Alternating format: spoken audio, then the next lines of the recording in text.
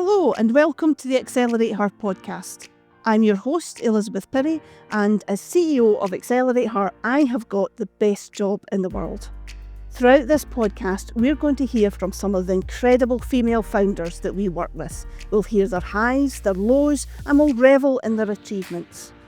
We'll cover topics like raising investment, getting a product to market, growing a team, and we'll hear from the people in the ecosystem who have supported them. We're going to hear from amazing founders like Kate Cameron, Danae Schell, and the people who've worked with them like Evelyn McDonald. If this is your first time engaging with AccelerateHER, well, that's a great place to start. But look out for us on social media. You'll find us on Instagram and LinkedIn to see what other events we're running across Scotland. Come along and join us, be part of a vibrant network and part of the family. Now, sit back, relax, and happy listening.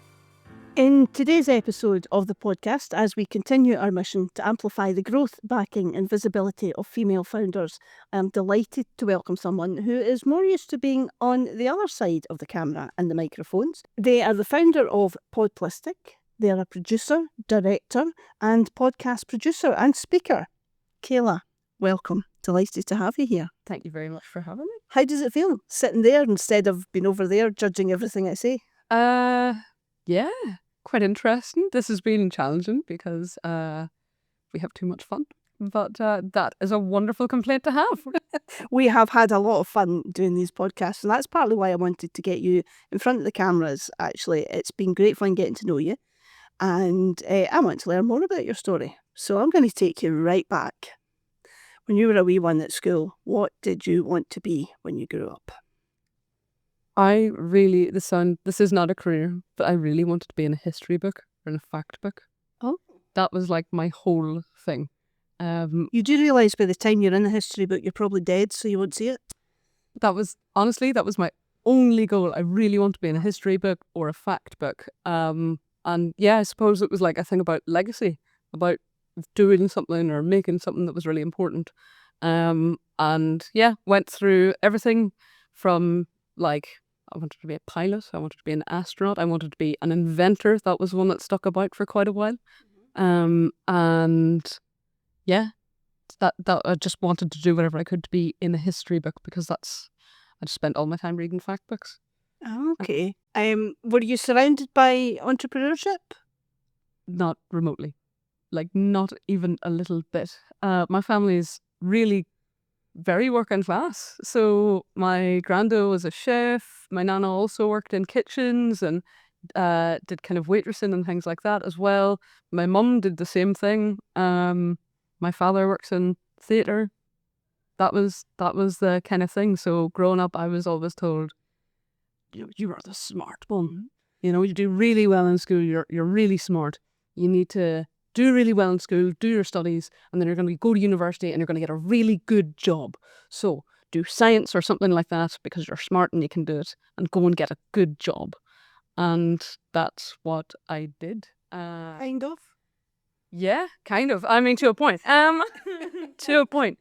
Yeah. So is that when you came over to Scotland for university? I came over here for university and went to Strathclyde and I studied biomedical science because it was a smart thing to do. Did you enjoy it? On paper, Mm-hmm. I think it's amazing. It absolutely fascinates me. I love medical science, but the day-to-day of being in the lab and working in the lab, I found really monotonous after a short time. It's all done by machines now, which means you're very rarely hands-on. It's more, this is, you're designing an experiment or you're doing some research and you're reading the outputs and analysing the outputs from machines. That did not fascinate me on a day-to-day basis. I think some of the innovations, astounding.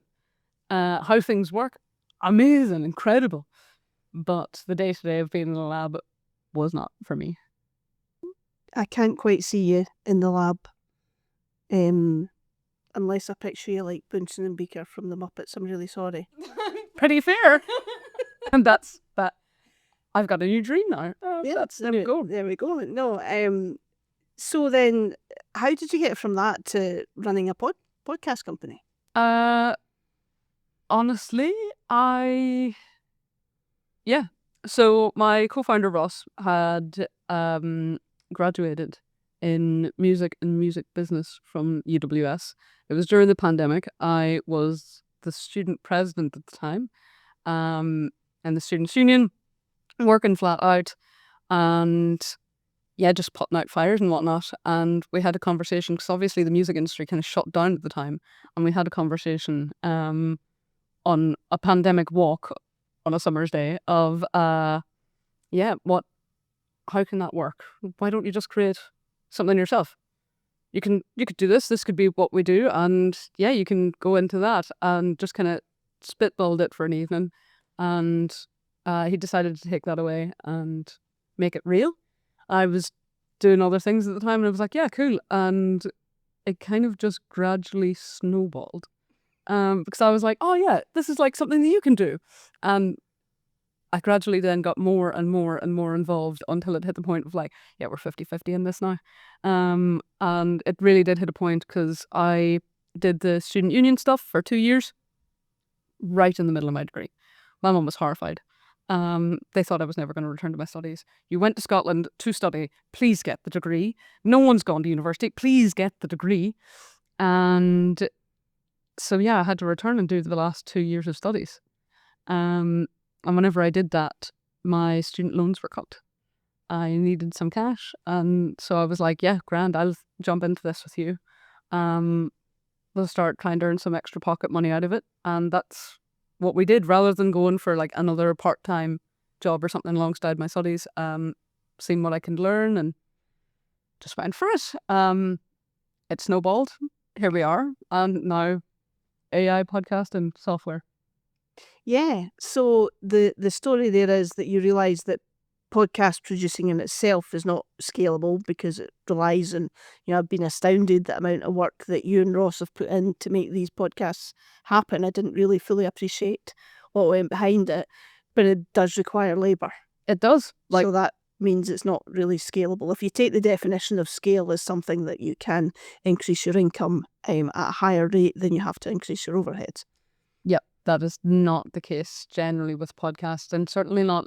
And the thing is, whenever you do scale podcasts, and because I spoke to about 88 different companies whenever I graduated, I wanted to do this full time. I'd already given it a go. I'd got some pocket money. I was like, great, I want to scale it. So I did. I spoke to about 88 different companies, ranging from like SMEs who are doing podcasts and individuals who are doing podcasting, to companies, and then to global news and media organizations who did podcasting. And no matter what level you look at, it's not scalable. Even whenever it is on a massive, large scale, you're talking global news and media companies, portfolios of up to 30 podcasts, have teams of over 200 people producing them. It is huge. It takes so much time. It takes so much people power. And therefore it costs so much. And so yeah, I decided to make some software to try and plug that gap, and that's where I am now. You say that so casually. I just thought I'd make some software. Surely not that simple. Oh yeah, I mean, easy peasy, right? No, obviously I just need to learn the code and get something out. No, yeah, I was non-technical as well. I am non-technical still. Done my best to learn a bit, but yeah, I'm non-technical. So I started partnering with universities to build some kind of MVPs and things like that. And we got 4 in the go. We partnered with University of Glasgow. We partnered with Robert Gordon University. Built some initial prototypes, and they were great. That was fantastic learning experiences. The students were amazing. The courses were amazing. One of the prototypes we got from that actually went on to win an award for scalability, ironically. And yeah, that was the journey. But we did then stop actual technical production because I think it's wonderful for founders to have a great idea.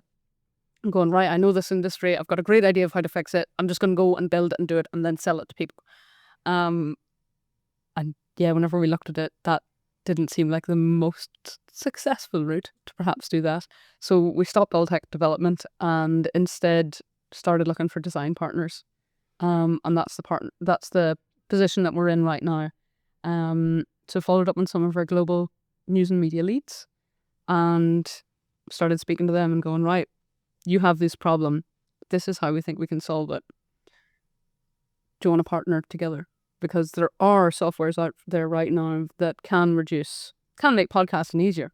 But particularly in the global news and media sphere, they're petrified to use them. Companies like the New York Times, I mean, they've spent, was it $10.8 million already suing OpenAI. Wow. Because, of using their stuff as training material and things like that. They don't like it. And obviously the privacy concerns and security concerns, these organizations don't like this sort of thing. They're afraid of it, and therefore they're not really using it. And they have their own AI teams in-house, some of them. And so we've come along and gone, fully hear your concerns, fully see your problems. Let's work together and solve this. And we've got a much better reception from doing that than actually just cold trying to sell something which we hope will fix their problems. Yeah, that's a great approach. It's been really fun. It's been really, really cool. We're going to see how it turns out within a relatively short time frame. We've put out proposals at the moment for design partners for right now, quite a tight group of global news and media companies that we want to work with and we already have established relationships with. So we expect to hear back from them probably before this podcast is actually released. Oh. So by the time this is released, I could be doing something entirely different or taking a totally different route. But so far it's been great. And I think we've learnt so much by taking that type of route. And the more organisations we spoke to that had taken this route, the more it kind of consolidated that approach for us. And particularly whenever I was out in the US, I remember going out there and being all like, and I've got a letter of intent from this massive global news and media company, and that's really exciting. They were like, why do you have letter of intent?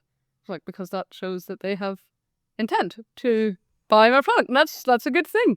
They're like, I haven't really used those since the 90s. Have you not got design partners? Will you not get design partners? Why are you doing it that way? And I was like, what's a design partner? And as soon as I learned about that side of things and that way of working, it was like, this makes so much more sense. Because then you have a buyer before you're building. Yeah. You know that you're solving for the right problems. Don't get me wrong. All of our previous assumptions could be proved wrong. But we have the relationship there so that if they are, we still have a good path to building. We still have a good path to a great product. How does a podcast producer based in Scotland create relationships with a global news agency? Really good question. I have had quite a varied career path, I would say, especially for the stage of my career. I was a mad climate activist, is the God's honest truth. And I mean really into it. That was what I lived and breathed. And that's like an ongoing theme. It's like, if I'm into something, I'm going to live and breathe it. It's all or nothing. So I got some attention for doing that on a kind of Scottish level. And so whenever the COP26 came over here in Glasgow, I wound up participating in the kind of youth version of the COP, the COI16, and I was a delegate for Ireland and Scotland for that. And then for the COP itself, the New York Times brought a massive climate hub over here in SWG3, and I was picked to be one of their young people, one of their young climate activists from Scotland for it, which was an incredible opportunity. Helped coordinate some of their youth and intersectional tracks for climate, and actually got to participate in some of their events as well. So the first debate, and actually to date, the only debate I have ever done, has been on stage at the New York Times against, some of the world's leading minds in climate. And that was... How did you fare? Did you win? Well, that's actually highly contentious. I did not win. I think in the end it was deemed a tie because it was done by audience vote. Oh, okay. So it was done by the noise of the room. However, it was done by ear. So I believe it was deemed as a tie in the end. But in all honesty, considering there was Cambridge professors and everything that I was against, I'm extremely proud of a tie. Absolutely. And what a fantastic opportunity. Amazing. But it didn't inspire you to follow that as a sort of career path then? Actually, I did go down that route for quite a while. So even my dissertation from university, I specifically focused on biomedical lab sustainability, and really leaned into that and wound up winning the award for the top project in biomedical science, and went down to the parliament and everything and received that award just after I graduated. So I did definitely lean into that, and actually Podplistic and everything, which was the original name for the kind of media production company that we started, was started as a social enterprise. It was started to drive social goals and things like that, and that included, people, it included climate, it included. But the problem was there's no cash in it. Like, we could not make that financially sustainable, and we put so much hours and so much time into it, and looking at it, going down that route would have left us highly dependent on things like grants and things like that, which isn't financially sustainable. No. Hence the pivots that we've taken, and we do hope to still drive social impact, but through a different lens now. Mm-hmm. So, well, it feels like a good place to pause on your story. We have, as you know, a section in the podcast called Ask AccelerateHER, where we've asked founders to email in their questions for us to ask the founders that interview. And this one, I feel like it's a really good one for you, actually. I've been running my business for 3 years, but I still feel like I don't know what I'm doing. Do all founders feel this way? yes, and yeah. And so, moving on. That's all we need, I think. 100% all of the time. I think that's part of being a founder. I really do believe that that's part of being a founder. Because you are out here to take risks. You are out here to go on a path that no one's ever gone on before. And it is scary. Like, it feels like at least once a month I have a good hour, a solid crisis of faith. Where I'm like, no, I'm quitting. This has been petrifying. I have no idea what I'm doing. I'm so unqualified. What am I at? I need to go and leave and take my big boy job in consulting, like I was originally meant to do. On you go, please. And that's, I feel like that's just part of it. And then as well, the other aspect of that is seeing other founders face the exact same thing. And it's so validating whenever you go, I have no idea what I'm doing. Like, I am doing my best, but I feel totally lost. I've never done this before. And seeing other founders go through the same thing and have the same emotions and go, actually, none of us know what we're doing. In fact, even in big corporate roles and things like that, anyone you interact with, I actually am still not convinced that you know what you're doing. No. You got a fancy title and a big job at a nice company. I think that you're just the same as You're just winging it. Yeah, we're all winging it. And it's scary and it's hard.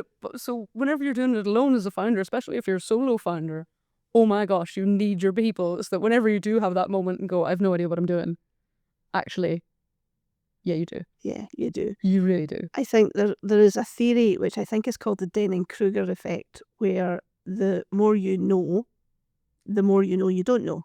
Mm-hmm. And I think sometimes that thought of, oh my goodness, I don't know what I'm doing, comes from because there's all this stuff. You suddenly, you've been learning more about it, maybe going to accelerators and things, and suddenly you're like, I don't know. I don't know all this stuff. Yeah. And I think that can be quite an eye-opener for a founder. And as you say, having that person that can just maybe sort of bring you back down to earth and make you stop and look at what you do know and maybe focus on those next concrete steps as opposed to what does the next 5 years hold or whatever. Just focus on the here and now, I think is a good way to do it. Hopefully that has helped. If you've got a question for any of my guests on the AccelerateHER podcast, then drop us an email, podcast@accelerateher.co.uk, and we'll do our best to answer in future episodes. Kayla, you taught me something. Am I allowed to say that? This isn't about me. This is about you. I know, but yeah. So I first met you. You came along to one of our female founder meetups that we hold all over Scotland with our partners, TechScaler, and this one was at Strathclyde Uni, and we had started using the phrase when we were delivering those that we were using the word woman in its broadest possible sense, so that non-binary, genderqueer founders were all welcome in our space. And we used it and we meant it, but I didn't fully understand it until I met you. And you came to me afterwards and you said that is the first time you had felt truly welcome in a space. So I don't think I'd be doing you justice to have you on here and not talk about that experience, because that really opened my eyes to actually this means something and this makes a difference. 100%. I vividly remember that day. I was brand new at that time. That was my very first like tech or business event or anything like that. And the fact it was a women's event, I was like, wow, am I allowed? Am I not allowed? I can be quite male presenting by times. I don't know where I fit. Like as a non-binary person, that's difficult because sometimes people are quite explicit and say that, yeah, no, we don't want you in the room. We want, just women in the room, and that's that. Are you a woman? No, out. And so whenever you'd said that at the time, it instantly put me at ease. I was like, oh, thank goodness. Like, that's actually really cool that you've said that. I know that I'm meant to be here. I feel quite recognized. I feel quite validated. This is a space for me. And so, yeah, it made me instantly much more comfortable, because this is the thing, especially I never woke up one day and was like, oh, I think I'm non-binary. Mm-hmm. And we've talked about that before. It's literally, I find like that there was a word for it. Yeah. Oh, okay. That's a bit how I feel. That's a bit how like I am. Cool. There's a word for it. Nice. Yeah. There we go. And I don't think anyone really knows how to navigate it very well right now. And that includes me as a non-binary person, because I don't want to intrude where I'm not meant to be. I just want to be and learn and do what I'm doing. So yeah, having that statement was instantly put me at ease, and it was really, really amazing. Made me so much more comfortable. I was so grateful. So it's something that I worry about. I'm learning about this topic all the time. As a cis woman, I come from a privileged background. It's not. I'm having to learn about this, and I want to do it without offending people. And I often worried when we use that phrase, accelerate her, was it enough just to say the words, or is there more that we could be doing? I think that's a really interesting question. We've seen moves in the past few years about, you introduce your pronouns whenever you're going around the room, so that if you do use other pronouns that maybe people wouldn't expect or people wouldn't automatically assign to you, then that it doesn't make you the odd one out. So things like that do make all of the difference. But at the same time, it can be really scary. It can be really daunting. So it's become a relatively normal thing to put your pronouns at the bottom of your email signature, for example. Yeah. I took mine off purposefully. Oh. Because it was definitely having an impact on how I was doing business and how I was being perceived and the people that I was doing business with. Really? Mm-hmm. Some people were instantly turned off by it. And yeah, using they, them, it was like, no, I think that's very misleading. I think that's highly inappropriate. And so I purposefully took them off, which is quite a shame. I'm flabbergasted and I'm ashamed. And it makes life twice as hard for you, I guess, because if someone perceives you as a woman, you face the challenges that women face. But then if all they're seeing when they look at you is a non-binary person, then they might treat you differently as well. And gosh. Well, yeah, if they perceive me as male, I tend to get quite a sore arm. Like, 5'2" with quite low muscle density. Pretty hurt. But yeah, there's definitely different elements and different kind of compounding difficulties, challenges, but also benefits at the same time. So yeah, and it's strange because again, I never set out to be non-binary. Yeah. There was no woke culture that convinced me into being non-binary. I was always like this. I remember my uncle's only 4 years older than me, close to 5, just less than 5 years older than me. I remember running about in his hand-me-downs. I mean, like, this is the coolest. This is what I like to wear, and this is great. And I used to skateboard and all of this. And yeah, then my mum would put me in like a pretty flower dress, and I'd be like, I hate this. Like, I have never been so uncomfortable in my life. Please take it off. And that's just always been my lived experience. So I never set out to be non-binary. I never asked for it. I just am.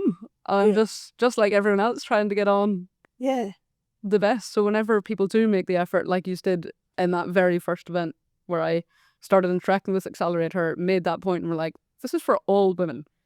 Broadest definition.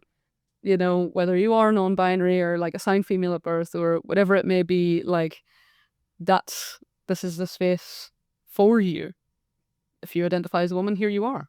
That was so affirming. It's like, yeah, okay, great. I definitely experienced a lot of this misogyny stuff, and I've definitely had a lot of that female experience. But just because I don't necessarily see myself as entirely female or things like that doesn't mean that I should be excluded, which was lovely. Yeah. Really nice.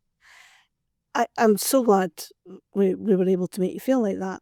I'm quite naive. I like to think a lot of people out there are trying to do their best and not offend and are maybe a little bit frightened to talk about it in case they say the wrong thing. Yeah. And I've appreciated a very open space with you where we've been able to talk about it, and I've told you to call me out and whatever. So thank you very much for that. And could spend a fair bit of time continuing talking about this, but I don't want to just make it about the fact that you are non-binary, because you are Kayla, podcast producer, entrepreneur, full of ideas. What's next? My actual plan for my next steps is to sign some design partners. I've already made some connections out in the US, and they said that if I did sign these design partners that they'd be interested in investing. Money works differently in the US. Here, it was about a year ago, I was looking at raising my first round, Scottish round, standard. I was looking to raise about 330,000, and that's not alarming in this ecosystem. That's a reasonable sum. I had investors lined up to go for that round. I had it effectively filled, so if I did want to pull the trigger, I could have raised that investment, and I decided not to. And thank goodness, because you go to the US, and whenever I was preparing to go out there, I'd asked anyone about the differences between the culture of like startups over here compared to over there. And thank goodness I was sat down before I went out and told, you do not ask for less than 2 million. Yeah. For the stage that you're at, you're asking for no less than 2 million. It'll get done better. It'll get done faster. You're not going to fall into the trap that some Scottish startups have fell into, where they're raising small pockets of money over and over and over again, and they wind up being a startup for 15 years. Yeah. That's not happening. Go out and ask for no less than 2 million. And so I did.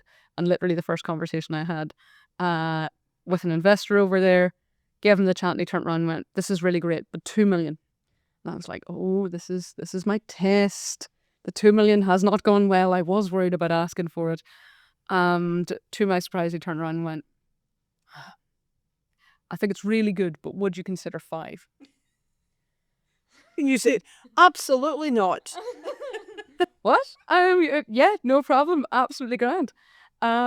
Because he said he wanted to do it right, and to do it faster, and to do it better, and for no shortcuts to be taken, and to just do it well, and build a really good, strong product as fast as possible, and get it to market, and get it into the hands of design partners and things like that. So I've had each of those conversations. So my actual plan is sign those design partners, go back to the investors that I spoke to in the US, raise that money, probably at least 2 million, and then get that product to market as fast as humanly possible. And we've started looking at some exit options for that. I spoke to a handful of companies who I know are interested in this space. But actually, I think my aspirations are a little bit bigger than that, rather than just a quick exit. And I'm so keen to just grow like mad. And I really want to learn from people who have done that before, because you're told it time and time again, it's often not the founder who winds up leading the business. Eventually, there tends to be a separation between the founder and the business. And so there should be, because otherwise it's not scalable. And you get certain people in who their job is to grow and to scale, and that is their expertise. They come into startups and just turbo boost them. And I am so fascinated to learn from people who do that, because what is that secret sauce? How do you do it, and how do you get there, and what is the drive and everything in behind that? So that I'm fascinated by. But yeah, that's the plan for the moment. Excellent. Take over a podcast and just own it. Perfect. Well, remember your early customers in that case, yeah. I can totally see you doing that. And once you exit, well, you go and get a real job for your parents' sake. My family have no idea what I do. Like, they have no idea what I do. And the questions that I'm asked are, and you're okay for money? Yeah. And I go, yeah, I'm okay for money. They go, yeah, and you're happy enough? Yeah. And I go, yeah, I'm happy enough. I quite like what I do. It's, it's quite fun. And they go, I don't understand it, but fair enough. That'll do. I'd like you to use the degree, though. Will you please use the degree? So, to pacify them, and for other reasons, I did write a book. And I wrote it on very early onset inflammatory bowel disease. Oh. And I wrote it for children. So they can say what they'd like, but I use the degree at least a little bit. Yes. So what's the book called, and where can we find it? It's called My Special Tummy. And it cannot be found as of yet. I really want to get it into the NHS. Inflammatory bowel disease is something which is really close to my stomach because I have it. But more so, especially for kids, because my brother actually developed it. He's currently 6. He was diagnosed at 4. Goodness. Yeah, whereas I developed it, I was about 16. And there are no resources for children. There are resources for teenagers, there's resources for adults, some resources for parents, none for children with the condition. And so, yeah, I actually wrote the book for my brother as he was going through this process, because it's petrifying going through something like that as an adult, never mind as a child, who is actually even unfamiliar with the concept of at 4 years of age. You're not really going to remember having been to the doctors before, really. Yeah. And so it was petrifying. So I wrote it for him to help him kind of overcome that. And now I'm so keen because it made such a positive impact on him. He went from, it was really awful, us having to hold him down and physically pin him down while he was screaming and while he was crying to get his bloods and things like that, while doctors and nurses just had to do their best, which is obviously traumatic for everyone involved. You said cannula. No, you said cannulate. That, here's my hand. Why are you giving us your hand? Because cannula in your hand. And it's like, you've just, what? We were bending you down a few days ago. And it was totally transformational. So I really want to get that book into the NHS. It's going to cost a little bit to get it properly illustrated and things like that. So that is like a small side quest going on in the background. But I've already shown it to the NHS and they're really interested to take it on, which is amazing. But yeah, I need it illustrated. And yeah, fingers crossed that's something I'll be able to get out there someday, because it made such a huge impact on him. Goodness knows there must be so many other children out there in similar positions. And yet there's no resources. So I've used my degree for one thing at least. Well done. Ta-da. Well done. Hasn't got my mum off my back, but like, we're working on it. Well, now, in an ideal world, there'll be an illustrator listening to this who really gets that and wants to get involved in this project. So if you are, and you do, podcast at AccelerateHER.co.uk and we'll put you in touch with Kayla. That would be a great happy ending. Could you imagine? Talking of happy endings, let's go on to the quick fire round. Because Kayla is known for her quick fire answers to everything. What's the best piece of advice you have ever ignored? Don't start a startup. Do not do a startup. Super early days, Peter Proud said that to me very explicitly. For context, it wasn't just to me. It was to a room of us, like, very early days founders. Do not start a startup. Don't do it. It's hard. It's awful. It's terrible. It's going to take you ages to make money. It's going to be really, really tough. Your chances of success are so slim. Don't do it. And you know what? He was right. Not from the perspective of like, it's terrible, you should never do it. This has been actually one of the best journeys I've ever been on. I'm so incredibly grateful to get to do what I do every day. Working with amazing people like you is incredible, and getting to create something and make your own ground is amazing. But the reason he said it, and he disclosed this to us after the point, was that if any of us in the room could be put off going into the startup world by being told it's too hard, you're not going to be able to do it, then you're not cut out for the startup world. Yeah. Because it is hard. It can be so awful at times, and you will have those crises of faith and things. So if someone telling you on an offhanded thing, well, no, you shouldn't do this, that's a terrible idea, and it does put you off, then you shouldn't do it. So yeah, I'm super glad.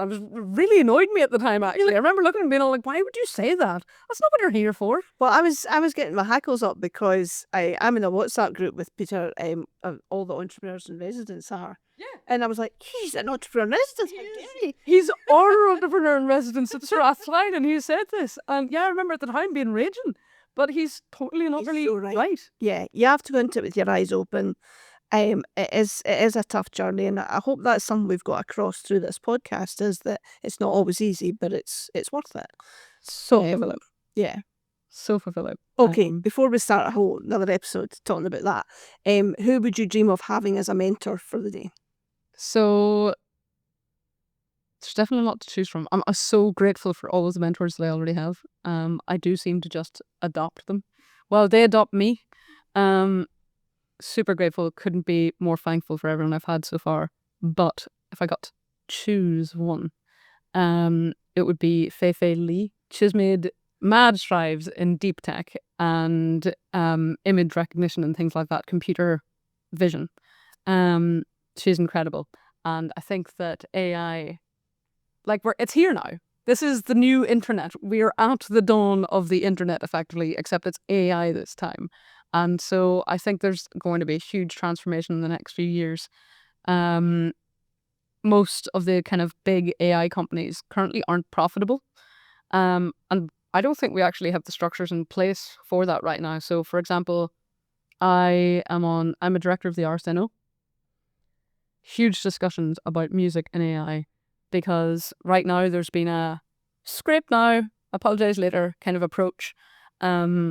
And people, a lot of these organizations are claiming that it can't be tracked what was used as training data. It can't be tracked what training data is used to generate an output and how much of that. But there's already the tech out there to do exactly that. And so I think we're going to see really interesting developments in how training data is used, paid for, adopted, all of that, and how the business models of these types of organizations work, and what impact that's going to have on a societal level. And so to speak to someone like her and have her for the day, I think would be amazing. Obviously there'd be others as well, like Sam Altman from OpenAI. So yeah, if I could just get them in a room, no small I'm just being greedy. I would just take the one. But yeah, if I could have a panel. Yeah. Coach me for the day, pet me on the head, as I get my head around what I think is a massive data challenge. That would be my absolute ideal. I would adore just one day. I'd love to be a fly in the wall for that, actually. So I'll take that. Kayla, what's your guilty pleasure when you need to unwind? And I'm going to stop using the word guilty, because we all need to unwind. But So I actually keep a harmonica at the side of my desk. So whenever you have like the 5-minute gap in between your meetings, Yeah. if you're like working from home, my work from home setup, my desk, my chair, laptop and that there. But actually, to my right hand side, just off camera, I have a harmonica, I have a baritone horn, I've got 2 guitars. You just got a wee one man band. Yeah, so if I've got like the weird 5 minutes in between where you're like, I'm gonna run to the bathroom and maybe grab some water. Do I also have time to, vaguely figure out how to play Piano Man and harmonica at the same time? That is like one of my favorite secret things to do during the day. So yeah, that's definitely a little pleasure for me. No, I think we need a little jingle for the Accelerate Her podcast, and I feel like you could create us one then on your harmonica. Oh, I've literally bought the harmonica 2 weeks ago. Like, that's a big ask. It's okay. We're not starting the second series just yet, so Wonderful. It's going to be Piano Man. I hope there's no copyright issues with that. yeah. Sure Billy won't mind. But I'm not sure that it'd be good enough at the moment to be recognizable anyway. So we'll probably get away with it. But yeah, that's one of my favorite things. I do have my little collection of random instruments to hand for my secret 5 minutes. What's the best book or podcast or TV show that you've read, watched, or listened to recently? So obviously, because of what I do, people always ask me, "Oh, what's your favorite podcast?" And you always say the Accelerate Her podcast. Well, actually, I've only started saying that since March.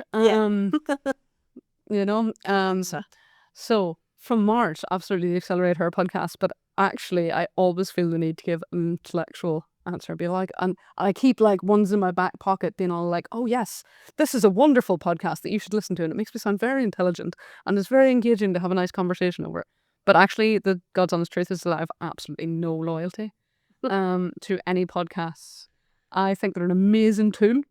And my favorite thing is actually YouTube. If I'm in the house and I want to take a deep dive on a topic, let's go into podcasts on AI. Let's go into podcasts on music and AI, or podcasting and AI, and there's a lot of AI. And just consume as much of that content as possible. It's the same if I'm like running or walking or whatever, or doing something about the house, headphones on, let's dive into this topic. And that's, I think, that it's amazing for. So I don't have a favorite podcast. Okay. I don't have a favorite show. I just like to learn things all of the time. And that can be anything. So yeah, learn cool things. YouTube's amazing for that. And I've actually only rediscovered that because I'm not a YouTube kind of guy. But amazing tools for learning. Oh, and Go straight into it. You can disappear down such a rabbit hole with it. It's incredible. Yeah. And it was my son that taught me that you could learn things on YouTube. Because I thought YouTube was just for watching funny cat videos. I thought the same thing. But no, go down the rabbit holes of like, yeah, these are all, so many experts want to put stuff out on YouTube, and you can get, but what I would always say is make sure that you're listening to good sources. It doesn't matter what the source is, but listen to good sources from credible people, so that you're getting real information and not just some random person's take on a wild topic. But oh my gosh, yeah, let's go mad into the YouTube and the podcast and Spotify and consume as much content as possible to try and learn as much as possible. And that was my favorite thing to do. I do not have any loyalties to content. Fair enough. Final question. I'm going to be strict on this. One word to describe your business journey. I'm going to hyphen it. All consuming. All consuming. All consuming. I think that maybe sums up your life. Yeah, no, definitely. I think all consuming for your business journey is perfect, actually. I love it. There's no other way that I would have it. I couldn't imagine going at anything half. It is very much so all or nothing. Let's go all for it. Throw everything you have. And at the end of the day, that means that even if it doesn't work out, you've gone, I did my best. I couldn't have done anything more. I did my best. I gave it absolutely everything I had. And so be it. That's how the world goes, and I love it. What a great note to finish on, Kayla. Thank you for putting your all into this podcast today. It's been an absolute pleasure talking to you and getting you in front of the camera and the microphone. But it's been a pleasure working with you behind the microphone as well. And if you've enjoyed this podcast, that is in a big part down to Podplistic, to Kayla and Ross for making it so easy for us to do. Thank you for listening. Thank you for talking. And we'll see you soon on another AccelerateHER podcast. Thanks for listening to me chat to another amazing female founder. I hope you enjoyed that. Of course, this podcast wouldn't have been possible without the backing and support of some amazing organisations. The Scottish Government, who funded this through their Pathways Fund, Barclays Bank for letting us record this in their amazing Glasgow campus, to Podplistic for seamlessly recording this and cutting out all of my bloopers, and of course to the guests for giving their time to come along and chat to me. If you want to hear more about AccelerateHER, please do follow us on LinkedIn and Instagram. Pop over to our website, accelerateher.co.uk, and sign up to our newsletter. I look forward to seeing you at an AccelerateHER event soon.